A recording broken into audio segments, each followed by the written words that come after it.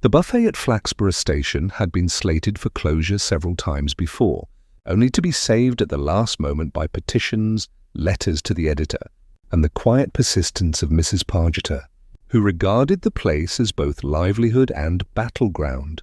On this damp Thursday evening, however, it seemed to have succumbed at last.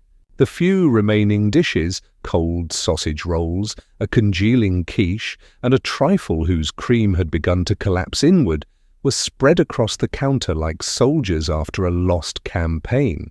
A handwritten sign announced with bleak cheerfulness, "Final service tonight." At one of the tables, a stout man with a tweed overcoat folded beside him stirred his tea as if it might somehow become drinkable. Mr. Lionel Querin, known about town for his precise opinions on municipal matters and his imprecise methods of paying for them, was not generally a regular here. Yet tonight he lingered, casting occasional glances toward the door. Mrs. Pargeter, behind the counter, kept her head down, wiping already clean surfaces. When he finally rose and crossed to her, their conversation was brief and strangely formal, like actors reading lines they'd rehearsed too often. She nodded once, sharply, and he left without looking back. 10 minutes later, the buffet was empty. Mrs. Pargeter locked up, pausing at the door to look down the dim platform. A solitary train waited, engine humming, and a single porter wheeled a barrow of parcels with the air of a man performing a ritual for which there was no longer a congregation. As the train pulled away, its tail lights dwindling into the mist, the station seemed to exhale and settle into silence. By morning, silence had given way to commotion. A group of early passengers clustered near the buffet entrance, whispering in horrified tones. The glass door stood ajar, its lock twisted unnaturally. Inside, chairs were overturned, crockery smashed. Near the far wall, beneath the hot meals served daily sign, lay the unmistakable shape of a body. Mrs. Pargeter, apron askew, eyes closed, looked almost as if she were resting, until one noticed the dark stain spreading beneath her head. Inspector Pirbright arrived half an hour later, his expression mild but watchful. He listened patiently as the porter, trembling, related how he had discovered the scene. Then, after a moment's thoughtful silence, Pirbright merely said, "Let's have the place cleared, shall we? No need to distress the public more than they already are." He did not remark on the oddity of the broken lock, nor on the curious absence of the sign that had announced the buffet's final night. These details, like so many in Flaxborough, he preferred to keep quietly in mind, for now. By mid-morning, Flaxborough was humming with speculation. News of Mrs. Pargeter's death had travelled faster than the 8:15 express, aided by the natural velocity of gossip and the peculiar relish with which townsfolk handled calamity. At Heston's Erin Beauty, the matter was discussed over the snip of scissors and the hiss of dryers, with each customer contributing a fresh layer of embellishment. According to one version, Mrs. Pargeter had been attacked by a passing vagrant. In another, she had slipped tragically on her own trifle. A particularly vivid account placed her death in the midst of a pitched battle with a gang of railwaymen over the rights to leftover sausage rolls. Across the street at the Market Arms, drinkers speculated with equal fervour, though in lower tones.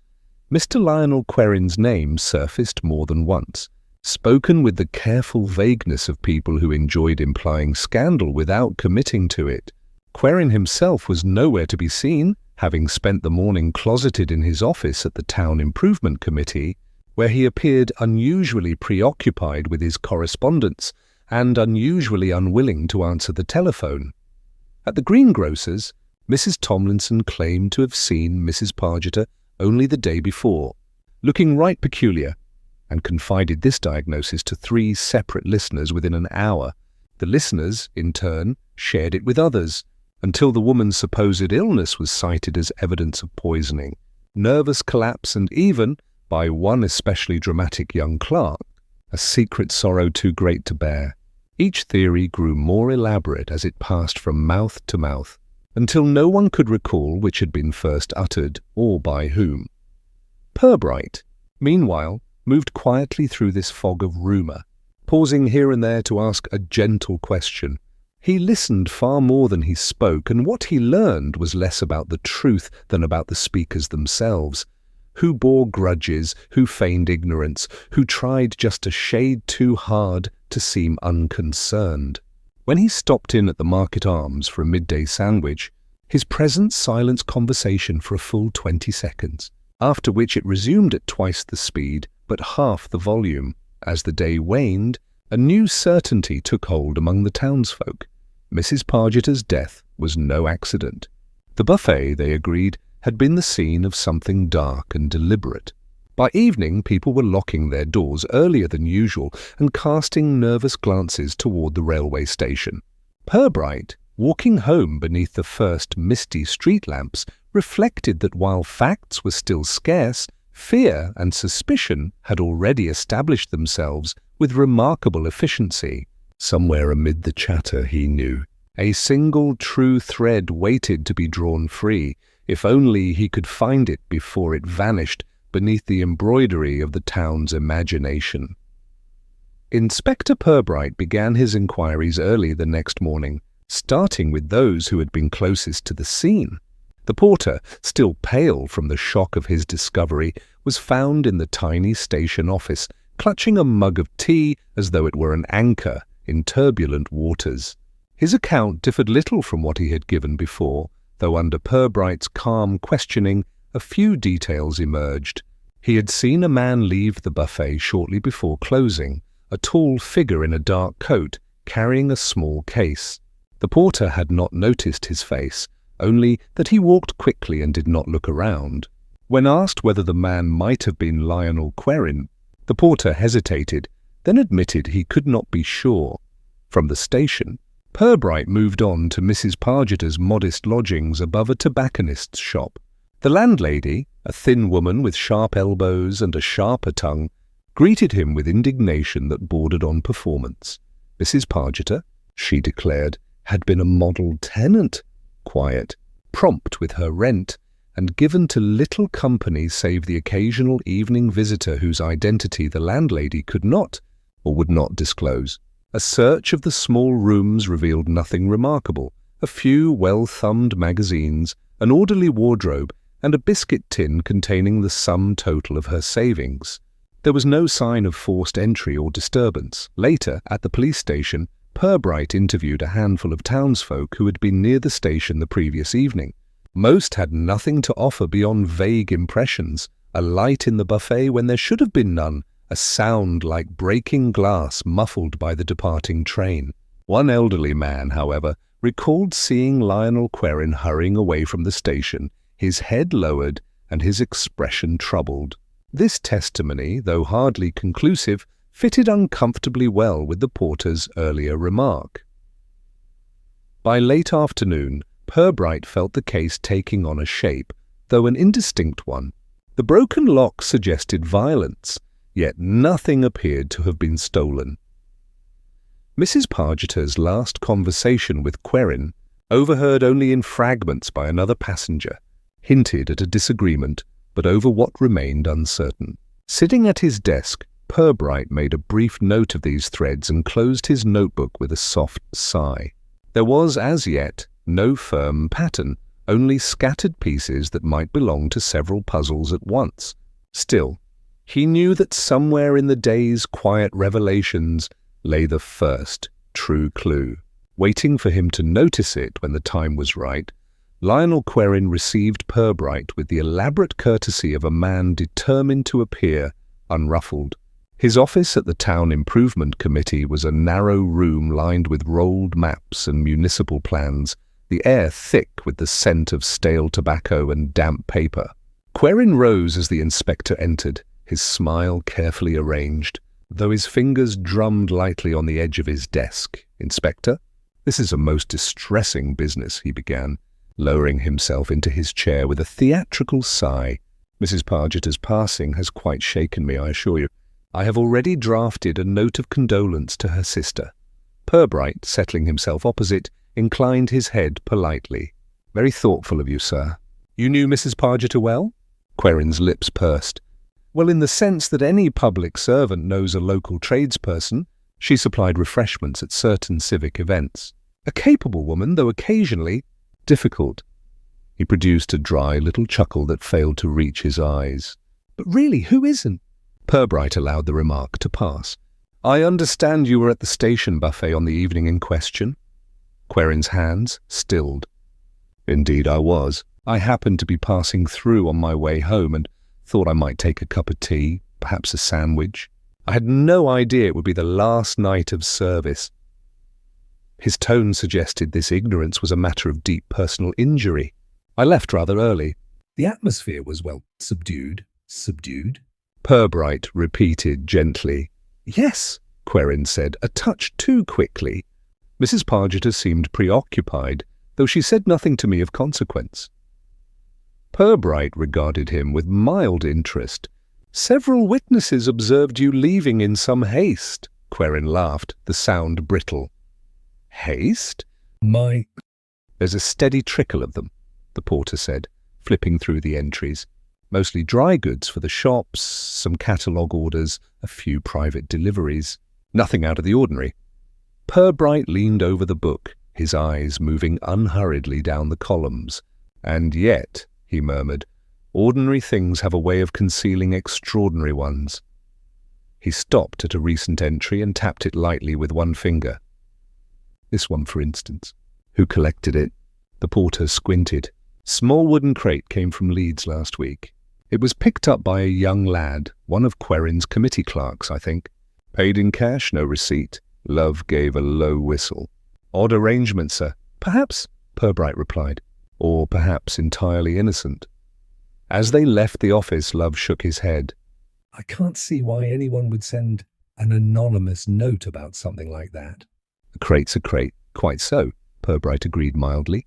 Still, people rarely take the trouble to write anonymously unless they feel strongly or fear being found out. While Love grumbled over this, Pirbright's gaze wandered to the buffet itself. Most of the debris had been cleared, but a few shards of broken crockery still glittered faintly under the weak light. He walked slowly around the room, pausing beside a small table that had been pushed against the wall. Beneath it lay a single paper napkin, surprisingly clean amid the wreckage. Pirbright stooped and examined it closely. Nothing there, surely? Love said. Nothing obvious? Pirbright murmured. But note this, Sergeant. The napkin bears the buffet's printed crest, yet Mrs. Pargeter stopped ordering new stock several weeks ago.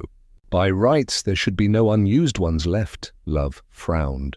Someone brought it in themselves? Possibly. Or perhaps they found it elsewhere. Pirbright slipped the napkin carefully into his pocket, his expression unreadable. A small thing, Sergeant. Quite trivial, but sometimes it is the smallest things that refuse to fit. As they stepped back into the grey afternoon, Love looked puzzled. So what do we do now, sir? We wait, Pirbright said quietly, and we watch. A detail, however slight, has a way of revealing who took care to leave it behind. Pirbright's next course was to look beyond the narrow circle of obvious suspects. It was clear that Mrs. Pargeter's death had unsettled more than just the railway buffet. Small disturbances were rippling outward through Flaxborough, touching places and people who at first glance seemed unconnected. The anonymous note about the parcels still troubled him. Though slight in itself, it suggested the presence of someone observing events from a hidden vantage point. Such people were rarely without motives of their own. He began with the clerks at the Town Improvement Committee. Under the pretext of reviewing certain municipal records, he spent the better part of the morning drifting among their desks, noting the unease his quiet presence inspired. The young man who had collected the mysterious crate from the station proved particularly nervous, his answers tumbling out with unnecessary speed. The crate, he insisted, had contained nothing more sinister than pamphlets for an upcoming public meeting. Yet when Pirbright asked casually if he still had the wrappings or receipt, the clerk flushed and muttered that they had been discarded immediately. Leaving the committee offices, Pirbright and Love called at several of the local shops that regularly received deliveries through the station. Most proprietors were willing to talk, though their recollections were vague. At a small hardware shop, however, the owner remembered something curious. A stranger who had inquired about purchasing a large padlock 2 days before the murder. The description, a tall man in a dark coat carrying a case, was enough to make Love's eyebrows climb. "It must be the same fellow, sir," he said, as they stepped back into the street. The porter saw him, and now this. "Maybe he bought that padlock to force the buffet door." "Or," Pirbright said mildly, "to replace a broken one," Love grunted. Unconvinced, their final stop was at the post office, where they learned that Mrs. Pargeter had recently received several letters marked with a foreign stamp. The postmistress, a woman of formidable memory, recalled that the handwriting was elegant and precise, quite unlike the scrawl on the anonymous note. She also mentioned, almost as an afterthought, that Mrs. Pargeter had seemed unusually cheerful after receiving the last of these letters. As they walked back toward the station, Pirbright remained silent for several minutes, his eyes half closed in thought. The case was no longer confined to Querin's ambitions or local rivalries. Now there were foreign correspondents, unidentified strangers, and hints of some private matter that Mrs. Pargeter had kept to herself. Love finally broke the silence. "It's getting complicated, sir?" "Yes, Sergeant," Pirbright agreed softly. "Complicated, and therefore perhaps a little closer to the truth. It was just past dusk when the second disturbance occurred, as if the town itself had been holding its breath since Mrs. Pargeter's death and now exhaled in sudden alarm. Pirbright was at home, quietly reading over his notes, when the telephone rang. Sergeant Love's voice, tight with urgency, informed him that there had been a break-in at Heston's Hardware, the very shop whose owner had mentioned the tall man with the case. By the time Pirbright arrived, the street was lined with curious onlookers peering from doorways and windows. The shop's front door hung crookedly from one hinge, and glass crunched underfoot as he stepped inside. The owner, white-faced and trembling, explained that nothing appeared to have been stolen, save, oddly enough, a set of replacement padlocks and a heavy crowbar. Love scowled as he examined the scene. "Smashing up a place just to take a few tools?" "Makes no sense, sir, unless," Pirbright said, his voice calm, "the value lay not in what was taken, but in what was left behind." He moved slowly around the shop, pausing by the counter, where a smear of dark grease stood out on the otherwise polished wood. With a handkerchief he dabbed at it thoughtfully. "Someone in a hurry," he murmured, "or someone confident he would not be pursued." Outside, the crowd buzzed with speculation, their earlier theories about Mrs. Pargeter now folding neatly into this new event. Pirbright noted the presence of Lionel Querin among the onlookers. The man seemed to have appeared by chance, his expression carefully composed, yet there was a rigidity in his posture that did not escape Pirbright's notice. As they walked back toward the station, Love voiced what both men were thinking. "Could be the same fellow, sir. The one seen leaving the buffet that night. First he's got a case, now he's got tools. Perhaps he's working up to something worse." "Perhaps," Pirbright said, though his tone lacked conviction. "But let us not forget our anonymous correspondent. If they knew enough to warn us once, they may yet know more." When they reached the station, the porter reported nervously that a parcel had arrived late in the afternoon and been collected almost immediately by an individual he could not describe clearly, save for tall and hurried. Pirbright requested the record book again and found the entry already smudged, as though someone had handled it with damp or oily fingers. As he closed the ledger, a faint smile flickered at the corner of his mouth. "Two incidents, Sergeant, separate yet somehow connected. It is rather like hearing the same note played on different instruments." Love looked blankly at him. "So what's the tune, sir?" Pirbright's smile deepened just enough to suggest he had no intention of answering, at least not yet. Late that night, after Love had been dispatched homeward with instructions to sleep rather than speculate, Pirbright remained alone in his office. The station clock chimed softly in the distance, a measured reminder that time was passing, though the case itself seemed determined to move only by inches. He sat with his notebook open before him, turning the pages slowly, as if the answer might be coaxed to reveal itself by sheer patience. There were now 2 incidents to consider: Mrs. Pargeter's death and the break-in at the hardware shop. On the surface, they could be linked by nothing more than coincidence, a town already rattled by one crime imagining connections where none existed. Yet Pirbright's instincts, honed by years of watching small lies blossom into larger truths, told him that the same hand had brushed lightly against both scenes. He thought of Lionel Querrin, whose manner was a shade too controlled, whose explanations bore the faint scent of rehearsed civility. The redevelopment scheme provided motive enough for mischief, but the brutality of Mrs. Pargeter's end did not quite fit a man like Querrin. He would, Pirbright suspected, prefer subtler methods, paperwork, committees, the slow suffocation of bureaucracy. Violence was too clumsy, too visible. Then there was the mysterious tall man, glimpsed briefly, described vaguely, and now almost mythic in the town's imagination. A figure without a name was a convenient receptacle for every fear and theory, yet Pirbright wondered whether the man's very vagueness was deliberate.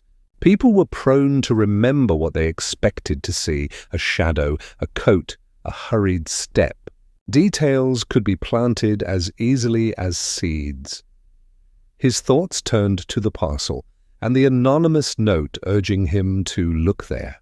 Someone was watching closely, not merely events, but also the investigation itself.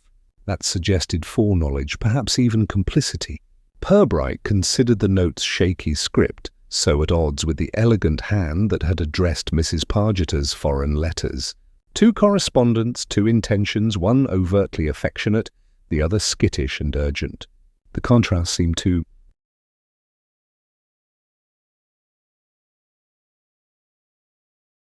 The effect was immediate. By evening the town was seething with speculation. At the Market Arms, where rumour gathered like froth at the edge of a pint, patrons discussed what the evidence might be, each offering a different certainty. In the street outside, Pirbright observed the knots of whispering citizens with a detachment that bordered on amusement. It was not the talk itself that interested him, but rather who chose to listen and who did not. Lionel Querrin, he noted, kept carefully out of sight. The young clerk, by contrast, was seen loitering near the station, his nervous glances betraying an agitation he tried to mask beneath studied nonchalance. Most intriguing of all was a figure who appeared briefly near the post office just before closing, tall, wrapped in a dark coat, carrying a case. By the time Love returned with reinforcements, the man had vanished into the maze of narrow lanes, leaving only the faint impression of hurried footsteps. Back at the station, Pirbright examined the day's developments with quiet satisfaction. The supposed key evidence did not exist, of course, but the mention of it had stirred something. The clerk, brought in for questioning, faltered almost at once. Under Pirbright's steady gaze, he admitted that the crate collected from Leeds had not contained pamphlets at all, but rather several small, unmarked tins. He claimed ignorance of their contents, swearing that he had simply been paid to fetch them on Querrin's behalf. When asked why he had lied, the young man grew pale. "Mr. Querrin said it was confidential, sir." "Committee business. I didn't want trouble." Pirbright allowed him to leave with a gentle warning, then turned to Love. "You see, Sergeant, people reveal themselves most clearly when they think the game is nearly up. The truth slips out not in confessions but in omissions." Love muttered darkly about half-truths and evasions, but Pirbright was already considering his next move. The tins, the parcels, the anonymous note, all were pieces now converging toward a single point. If his judgment was correct, the person who had orchestrated these events would soon be forced into the open. As they prepared to depart, A constable arrived with news. Another parcel had been delivered to the station only minutes earlier, and the recipient, described once again as tall and carrying a case, had been seen heading toward the disused storage shed behind the old goods yard. Pirbright's eyes gleamed faintly. "Excellent," he said. "The time for waiting is over. Let us see how our shadow behaves when confronted with a little light." The disused storage shed crouched at the far end of the goods yard like a forgotten relic, its corrugated roof glistening under a weak moonlight. Pirbright and Love approached quietly, their footsteps muffled by the damp gravel. From inside came a faint scrape, followed by the metallic click of a latch. Pirbright raised a hand, signalling silence, and then nodded to the constable flanking them. With a sudden push, the door swung inward. A tall figure whirled around, coat flaring, case clutched tight to his chest. For a heartbeat he seemed ready to flee, but the sight of 3 uniformed men blocked his escape. Under the harsh beam of the lantern, his features were revealed. Not some mysterious stranger, but the young clerk from the committee office, eyes wide with panic. Love let out a sharp breath. "You, what in blazes?" "Careful, Sergeant," Pirbright said softly, moving forward. "Let's hear him first." The clerk's voice broke as he stammered. "I didn't mean for it to go so far. I only wanted to frighten her, to make her close the buffet. Mr. Querin promised there'd be money in it if the land cleared quickly." "He said no one would get hurt." Pirbright's expression did not change. "And the parcels?" "They were for me," the clerk admitted, clutching the case tighter.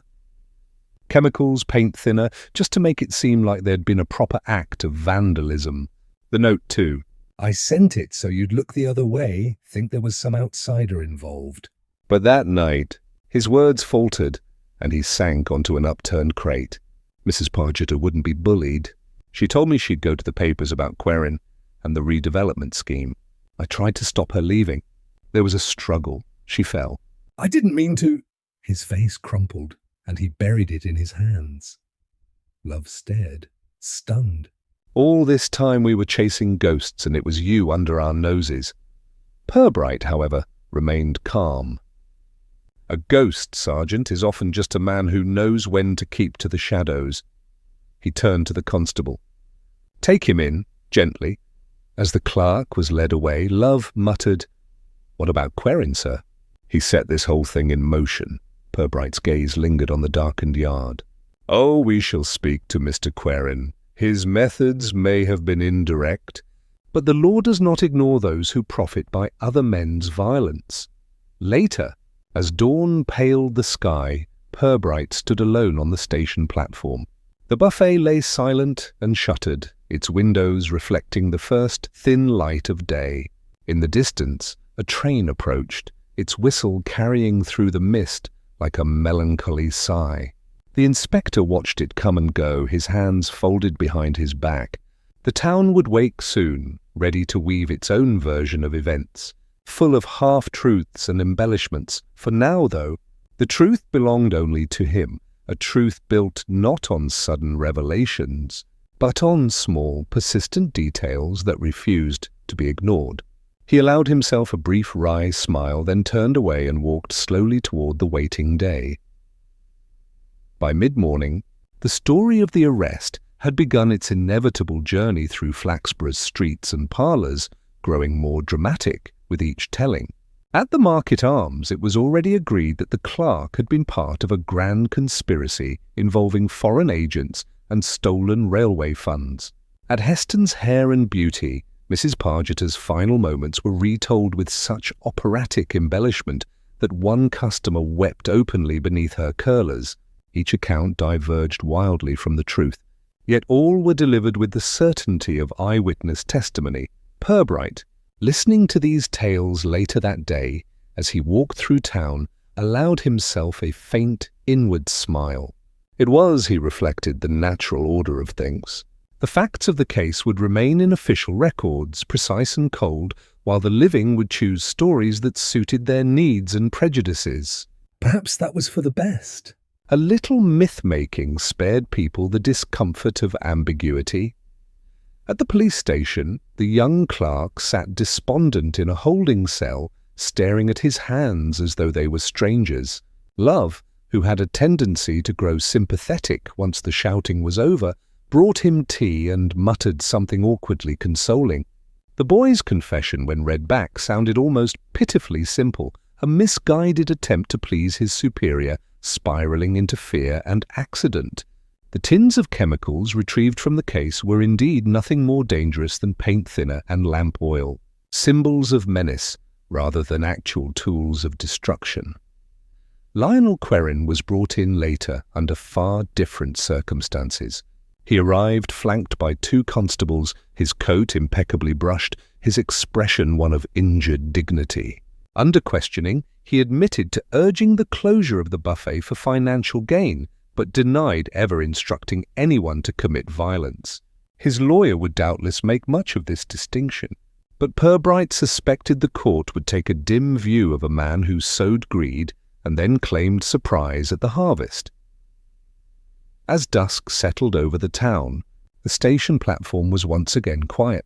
The buffet remained locked, its windows dark, though a fresh notice now hung on the door announcing that it would reopen under new management in due course. A few passers-by paused to read it, then moved on with the brisk indifference of those eager to return to ordinary concerns. Pirbright lingered alone for a moment, watching the evening train depart. In its wake, silence returned, broken only by the soft clatter of a distant signal. He thought of Mrs. Pargeter, not as victim or symbol, but as a stubborn woman who had fought for her little corner of the world and paid the price of colliding with others' ambitions. Love joined him, hands thrust deep into his coat pockets. "Strange business, sir." All that trouble over a bit of tea and sandwiches? Pirbright's mouth twitched in a brief, rueful smile. "Ah, Sergeant." In Flaxborough, trouble is rarely about what it seems to be. It's the smallest places that hide the deepest motives. Together, they turned and walked back toward the town, leaving the shuttered buffet behind as another train approached, its whistle rising into the night like a final fading echo.